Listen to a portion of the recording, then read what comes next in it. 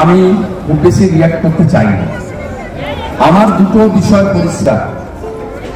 বিরোধী দলনেতা হিসেবে আমি চাই মন্ত্রিসভা জেলে যান, কারণ এই সমস্যা তৈরি করেছেন মমতা ব্যানার্জি এবং অতিরিক্ত শূন্যপদ মানে নোটিফিকেশন হয়েছে 1000 জনকে চাকরি দেওয়া হবে, নিয়োগ হয়েছে 2000 জন।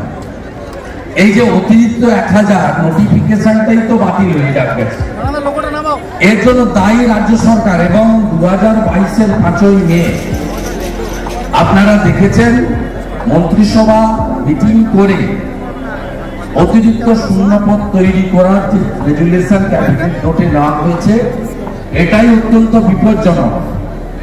আমাদের বক্তব্য, এই অতিরিক্ত শূন্যপদ তৈরি করে রেগুলারাইজ করতে তিনি কাদের চেয়েছিলেন?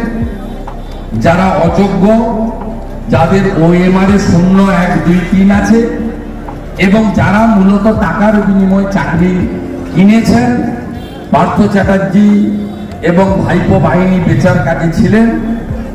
সাথে সাথে বেশ কিছু তৃণমূল কংগ্রেসের প্রথম সারির নেতা, মন্ত্রী, বিধায়ক, বিভিন্ন নেতা, এখানকার যেমন এমএলএ ভাইজি আছে, এরা এই চাকরিগুলো পেয়েছে।